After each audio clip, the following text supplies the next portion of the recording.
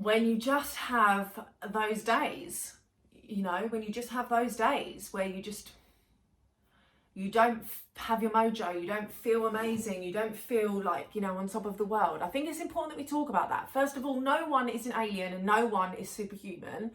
And I think it's important that this is spoken about in just a really honest way.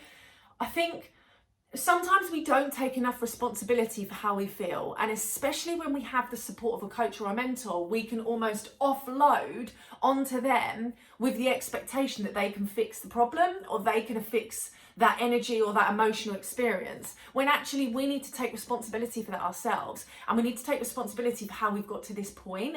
But in the same token, we also need to give ourselves compassion, and that can only come from ourselves. And here, let me just explain this. So if I wasn't feeling great, and of course that happens, and I went straight to my coach and said, I'm just not feeling great, what I'm actually looking for there is validation to rest, or validation that it's okay that I don't feel great, reassurance that this is normal. But that, if I'm always looking externally for that, I can't ever give that back to myself. Do you see? We have to be able to say to ourselves, do you know what, Sam? Yeah, take a bit of time today, have a slower day, only do your client calls, do what you need to do, preserve your energy, go for a walk, whatever it might be. I have to have in my own toolbox the enough awareness to understand my own emotional capacities, my own struggles, and I also have to take responsibility for that. So when you do have those days, when things happen, when you have a leak, when something happens in your house, when you've got a headache, when you just don't feel great, all of these things that happen, they happen to every single one of us. But we have to find ways to do two things. One, take responsibility for that before we offload it on someone else expecting them to have the answer. But two, give ourselves the awareness to know what we need to help us in the best way possible. And when you've gone through your own internal resources, so you've gone through your own internal resource bank and you're like, I could do this, I could do this, I could do this, I could do this. And you've taken action, that's the third thing, actually do something to help move you forward. When we've done that, if we still don't feel like we've moved forward or we've made progress or we've done what we wanted to do, then we can reach out to our support network and say, look, this is what I've done so far with this. Have you got any other feedback? And I think that's important when it comes to how we feel and not feeling up for it.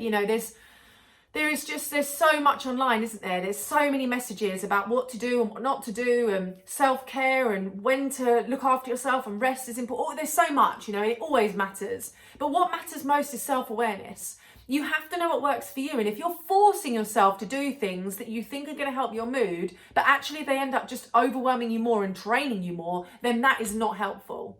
You have to make sure that you are spending time looking at your own internal toolkit, your own internal toolbox. And this is when focusing on why you're doing this and what you're doing online really matters, because we can't be superhuman. I have arguments with my husband. I've got health issues. Sometimes I just don't feel like it. I've got friends and relationships that I'm looking after. I've got bills to pay. I've got, people trying to fraud me online with ridiculous emails and all of this kind of stuff. It happens to all of us. I still need to go and do my food shopping, and we have to become self-aware as to how we need to show up for ourselves, because that's really important. You really want to think about your own performance habits and your own energy saving habits. And to be honest with you, this video is just to remind us all as we come to the end of Q1, we're already nearly 3 months into the year. Can you believe that? 3 months into 2021, madness. That when we come to the end of Q1, have we spent time getting to know ourselves as well as focusing on our business or whatever it is that we've been focusing on ourselves, learning about ourselves, what makes us tick, what makes us turn off, what turns us on, how we want to use our energy, how we want to focus our time, where we want to focus our time, how we can take more responsibility for ourselves, what's happened when we've been journaling, what's happened in our sleep, what's happened with our habits. Are we taking responsibility enough for what we're doing and how we're doing it? Are we taking enough responsibility for the actions that we're taking, the plans that we're making, the reflections that we're doing, the audits that are happening? Has that happened? Where are you at the end of Q1, Where are you for yourself, for your energy, for your mindset, but also in your business? How does this look for you? And I think this is important. When you work and you hire a coach or you invest in a program, that isn't the answer. That's not the solution. We still need to do the work to help get the best out of it. And I saw this amazing quote yesterday actually, and it said, the universe will drop things that you desire near you, not on your lap. So you still need to go and find them and work out which one works best for you and where it is, and take steps to move forward, because the universe wants to see that you're aligned with that desire. If it just puts it in your lap and you use it, you won't have the same appreciation or gratitude, and you also won't have that same level of tenacity to achieve it. And it's exactly the same when we think about how we're feeling. You know, listen, I'm all for Netflix and relaxing. I need to do that too, and I need to shut off, and I need to manage my energy, and I batch content, and I think about how and when I want to be productive, and I work way less than I ever thought I would. But my business is doing way better than it ever has before. But it's about me taking responsibility for myself, for my energy, for my awareness, but also me taking action in the right way to support myself. So that then when I come to my mastermind calls with my coach, I'm getting the very, very best support on what I really need, not just in that moment. So rather than just like a pep talk, I could be like, I've done all of these things and this is where I'm at now. You know, what can I do to move forward? So it's based on progress, momentum, moving. And even when you have those days where you feel flat, at least you know that you've done something to take action, being self-aware of what you need to move yourself in a better direction.